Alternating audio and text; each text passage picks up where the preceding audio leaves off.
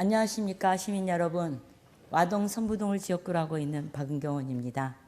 본의원에게 시정질문의 기회를 주신 박태순 의장님과 동료 의원님들께 감사드립니다.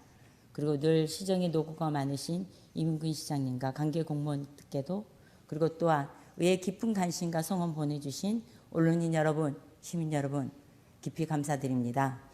본의원은 사동 90블록 복합개발사업 10년의 추진 과정을 되짚어보며 그 과정에서 우리 안산시의 적극적 역할과 발전 방향 및 사업의 조속한 마무리에 대하여 시장님의 답변을 듣고자 합니다.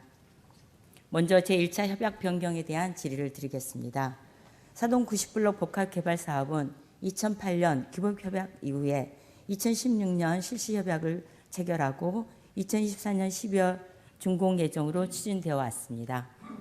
그러나 사업기간 8년 동안 6,600세대의 대규모 주거단지만 조성되었을 뿐 복합용지 개발은 코로나19와 건설 경기 침체 등의 이유로 별다른 진척 없이 장기시간 방치되어 오다가 최초 사업 종료 시점이 도래되어 2023년 말 1차 변경으로 2026년 12월까지 3년 기간을 연장하였고, 또다시 재차 2차 변경으로 2030년 12월까지 4년 추가 연장되었습니다.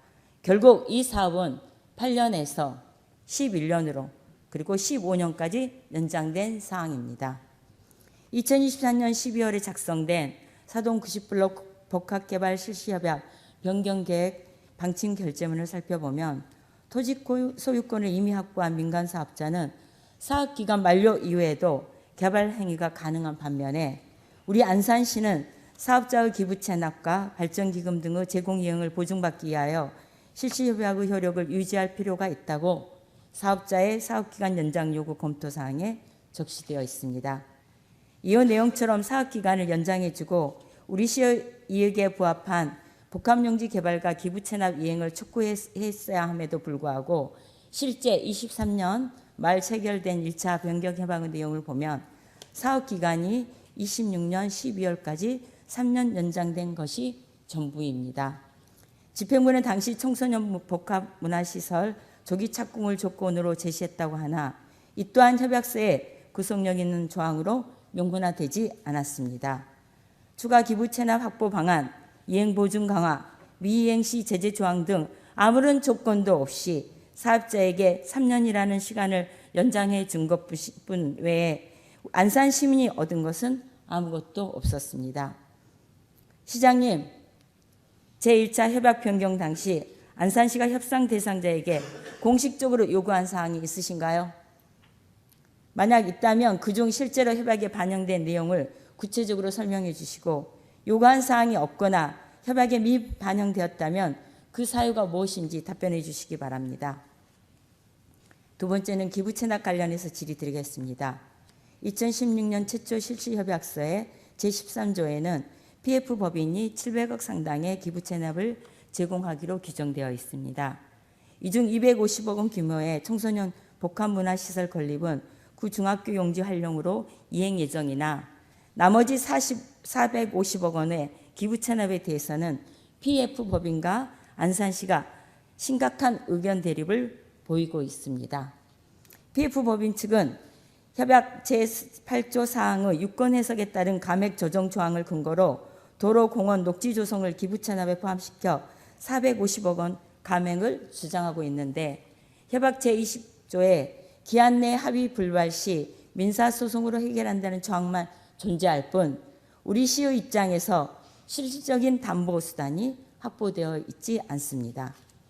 올해 2차 협약 변경된 내용 중 기부 체납에 관한 조항이 신설되었다고는 하나 450억 원에 대하여 합의 시점만 추가된 조항으로 그 합의 시점을 2단계 주거 용도의 건축물 착공 전까지라고 명시되어 있습니다. 시장님, 신설된 조항에 따라 2단계 주거 용도의 건축물 착공 전까지 합의하지 못하면 450억 원 기부 체납에 대해서 민사소송을 진행하는 것인지에 대해서 답변해 주시기 바랍니다. 450억 원이 민사소송으로 진행될 경우 예상 소요 기간과 실질적 회수 가능성에 대해서 시가 자체적으로 검토하신 내용이 있으신지요? 기부 체납 중 450억 원을 확보하기 위한 구체적인 방안과 대책에 대해 답변 바라며 만약 기부 체납의 일부 또는 전부를 회수하지 못할 경우 이에 대한 별도 대비책이 있으시면 설명해 주시기 바랍니다.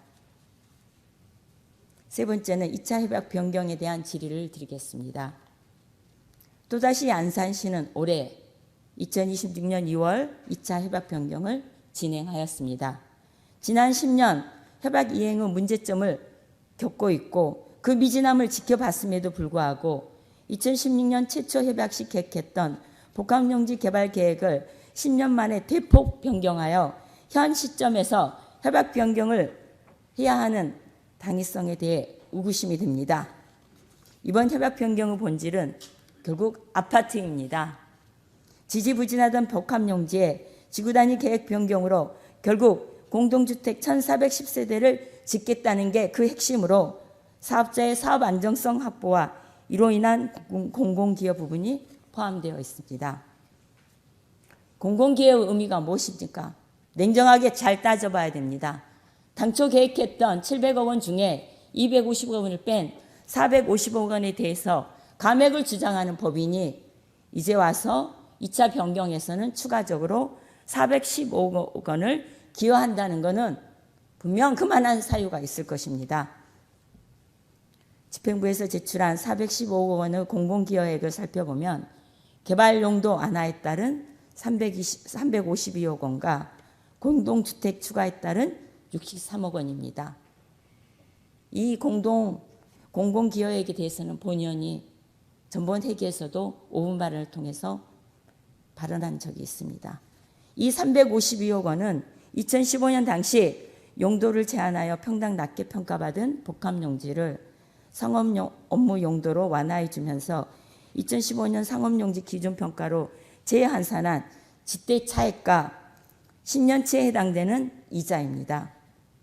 결국 시민적 관점에서 352억 원은 공공기여가 아닌 결국 안산시가 사업자에게 당시 싸게 팔았던 땅값을 되돌려 받는 것입니다. 공공기여의 다른 항목 63억 원은 1410세대 공동주택 추가 허용에 대한 공공기여액으로 제시되어 있습니다. 이는 지구단위 계획 변경에 따른 내부적 산출 기초로 외부 감정평가나 독립적 검증 절차를 거치지 않은 것으로 알고 있습니다. 현재 사동 90블록 주변 여건은 개발이 시작되었던 2016년 시점과는 완전히 달라졌습니다. 신안선선 연장 확정, 경제자유구역 지정, 한양대 병원 유치 논의, 캠퍼스 혁신파크 조성 등 대형 개발 호재가 집중되어 있습니다. 감정평가 대상 토지의 용적률은 900%로 동일하나 기존 공동주택 불허에서 공동주택 허용으로 변경된다면 토지의 가치는 상당히 상승할 것으로 예측됩니다. 2차 변경된 협약으로 공동주택 1410세대가 조성되는 것에 대해 사업성 검토도 별도로 필요할 것입니다. 물론 사업이 종료되는 2030년 기준으로 90블록 전체에 대한 개발 이익을 산출하겠지만 지구단위 계획 변경 전과 후에 대한 자체 분석 자료를 구축해둬야 이를 바탕으로 개발 이익 산출 논의에 안산시가 좀 더 적극적으로 대응할 수 있을 것입니다. 시장님, 공공기여액 중 지구단위 계획 변경으로 인해 산출된 63억 원은 어떤 산정 기준과 방식으로 도출된 것인지에 대해서 답변해 주시기 바랍니다. 변경된 협약서에도 명시된 것처럼 감정평가 기간을 선정하여 감정평가액을 산정하도록 되어 있는데 이에 대한 향후 구체적인 계획은 무엇인지 그것 또한 답변해 주시기 바랍니다. 그리고 사동 90블록 2차 협약 변경으로 발생하는 공공기여는 앞서 말씀드린 것처럼 415억 원 규모입니다. 공공기여액도 검토가 필요하겠지만 공공기여의 납부 방식에 대해서도 검토가 필요합니다. 공공기여 방안으로 청년임대 100시를 건축하겠다고 보고하였으나 이러한 어떠한 절차를 통해서 결정된 내용인지 설명해 주시기 바랍니다. 공공기여는 꼭 현물로 받아야 하는 것입니까? 현물로 받을 경우 추시에서 변경하기 어려울 뿐만 아니라 어떠한 시설을 얼마만큼의 규모로 받아야 할지에 대한 별도 협의가 분명 이루어져야 합니다. 현물이 아닌 현금으로 받을 수 없는지 그것 또한 적극적으로 검토해서 답변해 주시기 바랍니다. 마지막으로 협약 변경 추진 과정에서 의회와의 소통의 아쉬움을 말씀드리겠습니다. 사동 90블록 복합개발 실시 협약이 최초 체결될 2016년 1월 14일 직전에 안산시의회에서는 2015년 11월 30일 제225회 임시회가 온포인트로 개최되었습니다. 그 당시 시장님도 안산시의회 의원이었고 발언을 하고 있는 본 의원도 안산시 의원으로 그 자리에 있었습니다. 임시회는 사동 90블록 복합개발 사업 관련 긴급 현황사항 보고의 건이 주요 내용이었습니다. 사동 90블록은 토지 매매 대금이 당시 8천억 원이 넘는 공유재산 매각에 대해 의원들이 다양한 의견과 이에 대한 논의를 거쳐 협약이 체결되었습니다. 긴급 임시회를 개최할 정도로 중요했던 최초 협약과는 달리 아쉽게도 이번 협약이 변경되는 과정에서 안산시의회 의원들은 협약을 불과 3개월 앞두고 주민설명회가 개최되기 전까지 그 진행 과정에 대한 어떠한 보고도 받지 못했습니다. 법적으로 보고사항이 아니라고 할지라도 시민의 대표인 안산시 의원들은 이 주요 사안에 대해서 모든 게 결정되고 나서 보도자료나 혹은 주민들에게 건네들어야만 하는 것입니까? 이미 집행부에서는 복합용지 개발계획 변경에 대해 2024년 8월부터 논의하고 있던 것으로 파악되고 있습니다. 결국 1년 이상의 시간들이 소요되고 있었음에도 안산시에는 그 어떠한 보고도 이루어지지 않았습니다. 10년 전 계획된 사업이 대폭 수정되고 그에 따라 400억 원이 넘는 공공기여액이 산출되는 주요한 변경 협약입니다. 의무사항이 아니라는 형식에 매일 게 아니라 안산시의 미래를 결정짓는 현안사항이라면 당연히 안산시의회도 공유하고 집행부와 시의회가 서로 역할을 충실히 하며 대응 방안을 함께 모색해야 되지 않겠습니까? 시장님, 근본 대규모서 개발 사업의 지구단위 계획 변경 등 중대한 내용의 협약 변경 및 변경 이후 진행 과정, 행정 절차 이행 등에 대하여 의회와 공식적인 공유 등의 절차를 이행하는 것에 공식적인 답변을 요청드립니다. 이상 질의를 마치겠습니다. 시민 여러분, 안산시의회는 안산시의 발전을 위해서 항상 소통하고 협력하고 함께해서 열려 있습니다. 이 모든 과정들이 안산시의회는 회기 중에 공식적인 역할을 할 수 있습니다. 시행정은 360일 이루어지고 있습니다. 이런 부분에 대해서 시간에 얽매이지 않고 절차 형식에 얽매이지 않고 안산시의회는 안산시와 협력하여서 함께 나아갈 준비가 되어 있음에도 불구하고 과정 의회 역할 기능하는 과정에서는 많은 아쉬움들이 있습니다. 이 부분에 대해서 안산시 행정에서도 또 우리 안산시의원들도 시민과 함께 더 협력하겠다는 약속의 말씀을 드리면서 발언을 마치겠습니다. 존경하는 박대성 의장님 그리고 의원 여러분, 먼저 이번 제302회 안산시의회 임시에서 열정적으로 의정활동을 펼쳐주신 의원님들의 노고에 진심으로 감사의 말씀을 드립니다. 오늘 시정에 관하여 질문하신 사항은 향후 시정 운영에 적극 반영하여 시민과 함께 살기 좋은 안산시를 만드는 데 최선을 다할 것을 약속드립니다. 박은경 의원님께서 질문하신 사동 90블록 협약 변경 관련 질의 중 첫 번째, 2023년 1차 협약 변경 당시 안산시의 공식 요구사항 및 협약 반영 여부 등에 대하여 답변드리겠습니다. 사동 90블록 복합개발사업은 민선 6기 2016년 실시협약 체결 이후 스마트 제조 혁신센터 건립계획 확정 등이 지연되어 민선 7기 2019년 12월이 되어서야 복합용지에 대한 지구단위 계획이 완료되는 등 초기 행정절차 지연으로 이미 구조적 한계를 안고 있었습니다. 여기에 2020년 코로나19 팬데믹과 2022년 러시아 우크라이나 전쟁에 따른 공사비 폭등과 글로벌 금리 인상이라는 전례 없는 사태가 겹쳤으며 제가 시장으로 취임한 2022년 7월 당시 복합용지 개발은 사실 고사 직전에 중단 상태였습니다.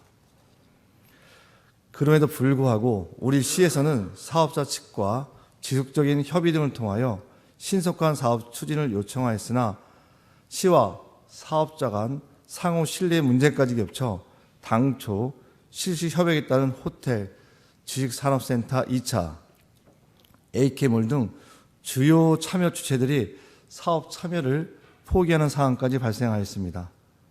이러한 여건 속에서 우리 시가 최우선적으로 고려한 것은 추가 조건을 요구하기보다는 사업 자체를 유지하고 정상화하는 것이었습니다.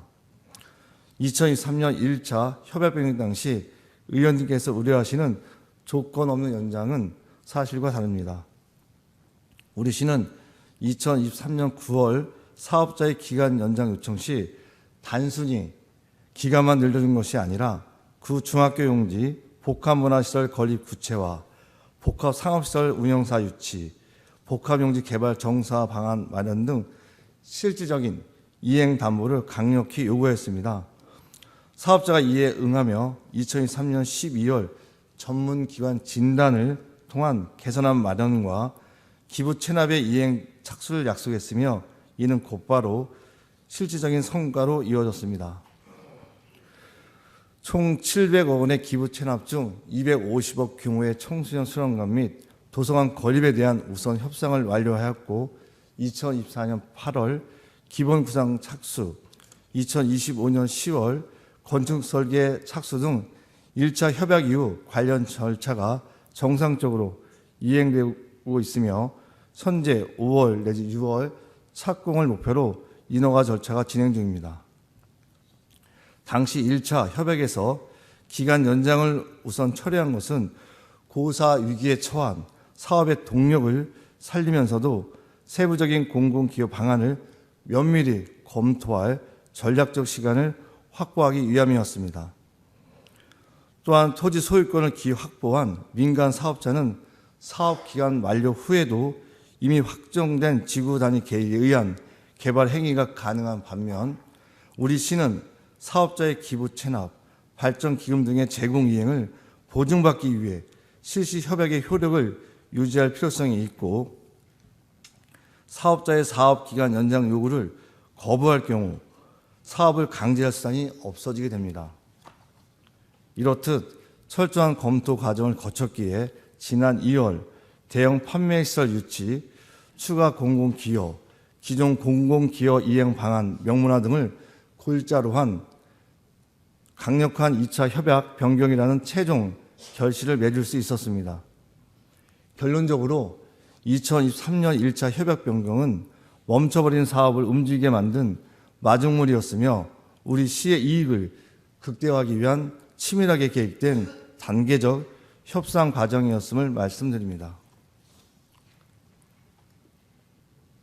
다음은 기부 체납 중 450억 원을 확보하기 위한 구체적인 방안 및 대책에 대하여 답변을 드리겠습니다. 700억 원의 기부 체납은 2008년 기본 협약에 반영되지 않았던 것을 8년이 경과된 2016년 실시 협약에 포함시켰으나 확정된 채권은 아니었습니다.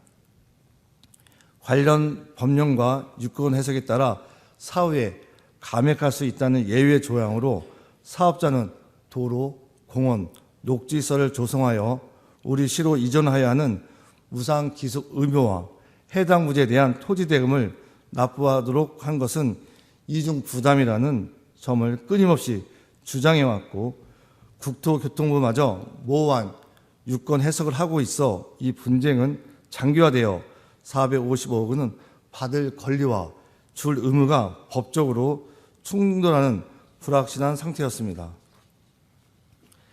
일각에서는 재개하는 공증이나 이행 보증보험 확보는 확정된 금액에 대해서만 성립 가능합니다.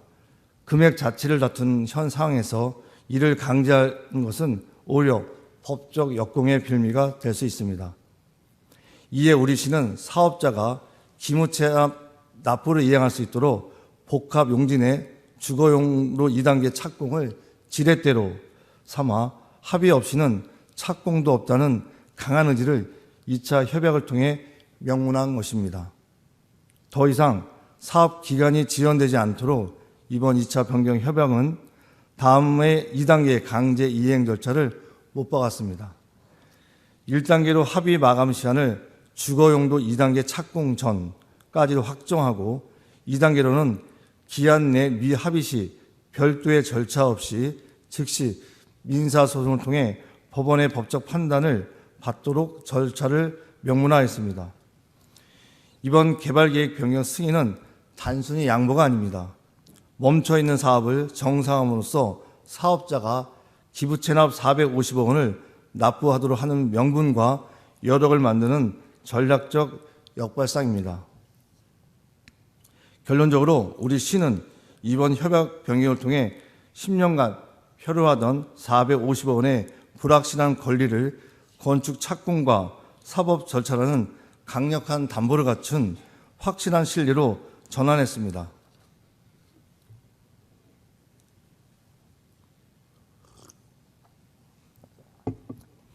다음은 2026년 2차 협약 변경으로 인한 공공기여 산출에 대한 근거에 대해 답변드리겠습니다.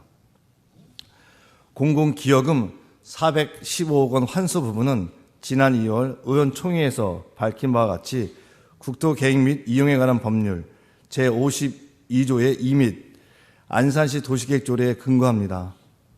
용도지역 변경이나 건축 제한 완화로 발생한 이익을 환수할 때 그 기준이 변경 전과 변경 후의 토지가치 차익으로 엄격히 규정되어 있습니다.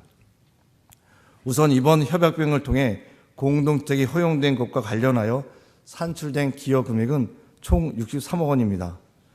63억 원이 적은 금액으로 보이지만 본 부지는 이미 900%의 용적률을 가진 상업용지로 고수익 모델인 오피스텔 및 생활 숙박시설 건축이 가능한 상태이며 이를 공동주택으로 변경할 경우 세대수가 절반으로 줄어들고 공공시설 용지 확보 등 규제가 추가되어 토지 가치의 상승폭이 일반적인 예상보다 크지 않기 때문입니다. 개발 밀도가 낮아짐에 따라 집가 상승폭이 제한적인 것은 전문 감정평가기관의 객관적 분석 결과이며 시는 이런 한계 속에서도 환수액을 극대화했습니다. 시는 단순히 법에 정해진 산식에만 의존하지 않고 2016년 매각 당시 R&D 등 공인 목적의 토지 활용을 전제로 매매됐던 토지 대금을 현 시점에서 환수하기 위해 과거 차액 295억 원의 10년치 물가 상승 및 기회비용 57억 원을 더한 352억 원을 공공기여 형태로 끌어냈습니다. 법적 산출 방식에 따른 63억 원의 시의 전략적 협상 결과인 352억 원을 합산하여 최종적으로 415억 원의 공공기여를 확정지은 것입니다. 352억 원은 당연히 받을 정상금이라는 주장은 사실과 다릅니다. 이번 협약병이 없었다면 사업자는 당초의 토지 가격과 용도 제한 상태를 유지하며 기존 오피스텔 건축 분양권을 행사했을 것이고 이때 시가 추가 기여를 청구할 법적 근거는 없을 것입니다. 시는 용도 변경 허용이라는 행정 권한을 지렛대 삼아 법적 분쟁 소지 없이 과거의 할인물을 환수하는 방법을 선택한 것입니다. 현재 제시한 415억 원은 계획 단계의 사전 추산액입니다. 시는 향후 지구단위 변경 완료 시점에 2개의 공인감정평가 기관을 통해 가치 상승분을 엄격히 재산정할 것입니다. 관련 법령상 지구단위 변경에 따른 공공기여는 행정구역 내 공공시설 투자를 원칙으로 하며 이 과정에서 발생되는 모든 이익은 청년목적시설 건립 등 시민 체감형 사업에 전액 투입될 것입니다. 참고로 청년임대주택은 사업자가 제안한 사항을 아무런 검토 없이 받아들인 것이 아니라 우리 시 청년정책 비전의 일환인 청년의 삶과 일자리 창출을 위한 핵심 시설을 기존의 디지털 전환 허브와 새로 조성될 대규모 판매시설과 연계할 수 있도록 계획된 사항임을 알려드리며 공공기여의 구체적인 사항에 대해서는 향후 공유재산 관리 계획 의결이 필요한 사항으로 시의회와 적극 소통하여 시민들에게 꼭 필요한 시설이 건립될 수 있도록 노력하겠습니다. 마지막으로 개발사업 진행 등과 관련하여 의회를 대상으로 한 공식 공유 절차 이행에 대하여 답변드리겠습니다. 저 또한 12년간의 시의회에서 의정활동을 수행하며 시의 주요 정책 결정 과정에서 의회의 목소리가 얼마나 중요한지 누구보다 잘 알고 있습니다. 취임 후 공직자들에게 시의회와의 소통을 최우선 가치로 삼을 것을 거듭 강조해온 이유도 바로 여기에 있습니다.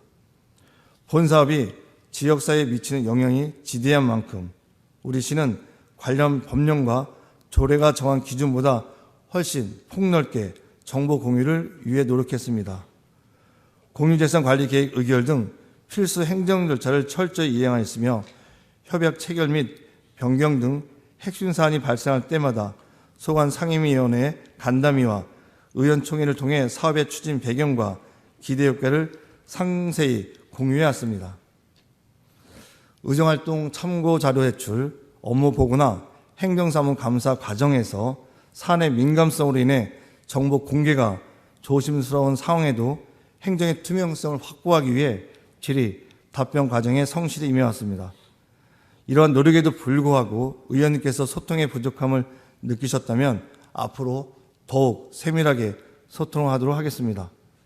앞으로도 사업 추진의 각 단계에서 행정의 신속성과 의회 대의성이 조화를 이룰 수 있도록 노력하겠습니다.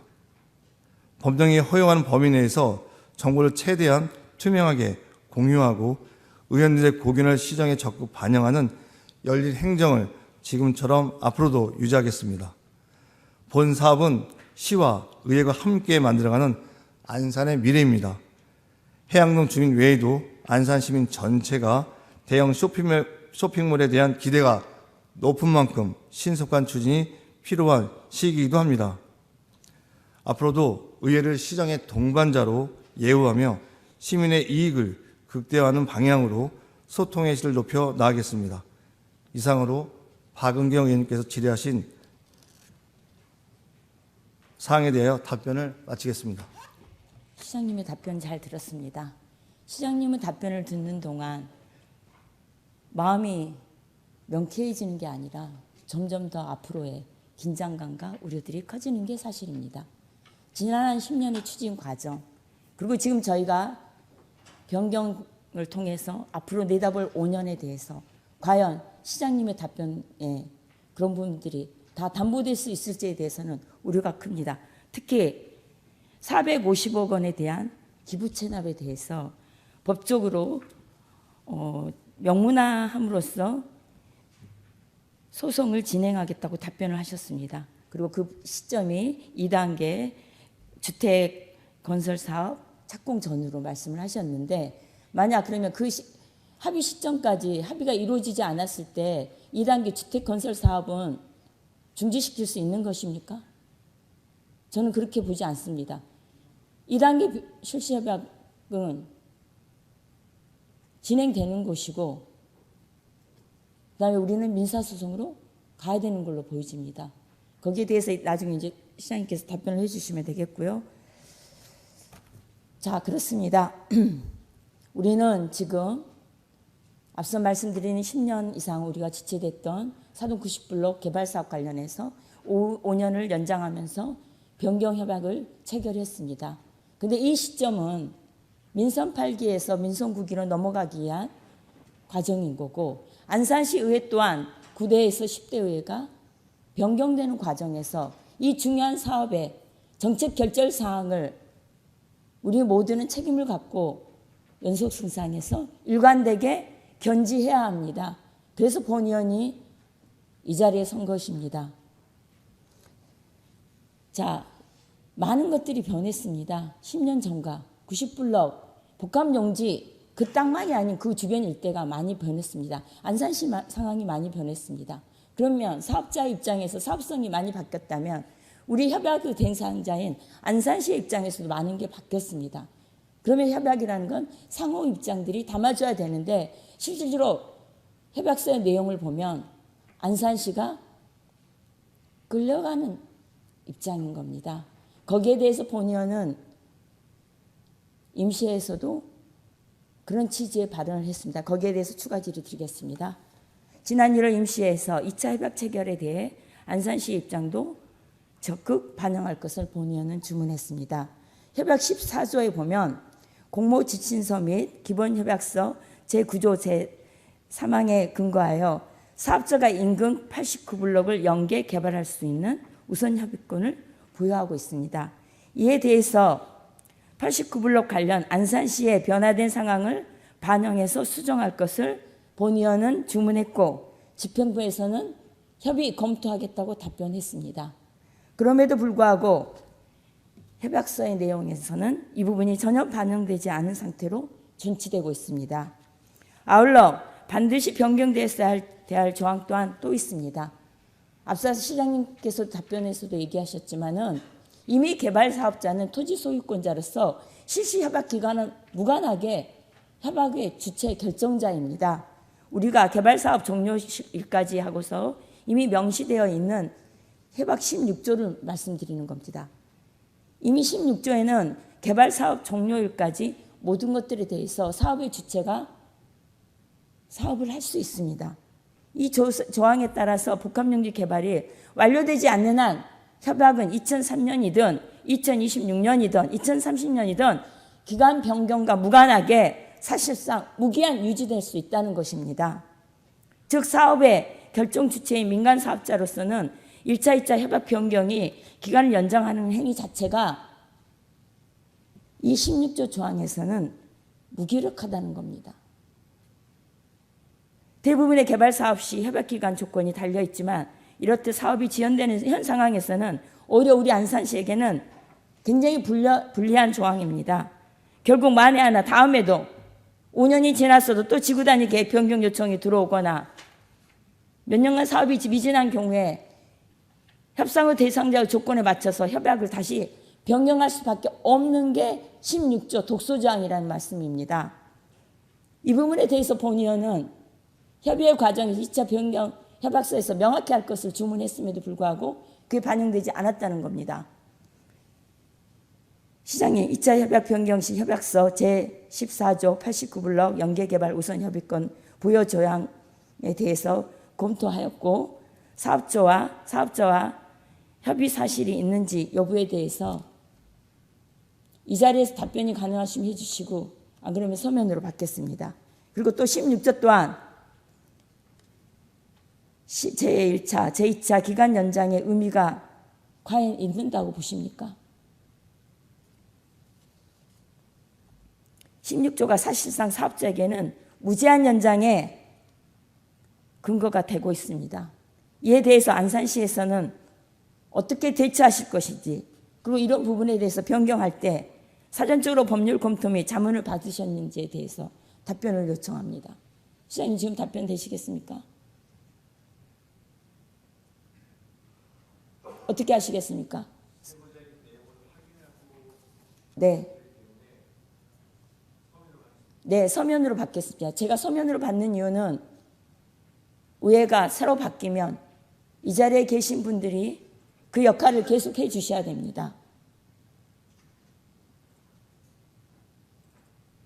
방금 말씀드린 대로 14조, 16조에 대한 정확한 검토와 거기에 대해서 답변을 해 주시고 아까 말씀드린 대로 450억 원에 대한 합의가 도출되지 않았을 때 합의 시점 전에 도출되지 않았을 때 향후에 민사소송을 진행한다고 하셨는데 민사소송 진행과 함께 주택건설 협약에 대한 부분들은 구속력이 있는지에 대해서도 서면으로 제출해 주시기 바랍니다. 이상 마치겠습니다.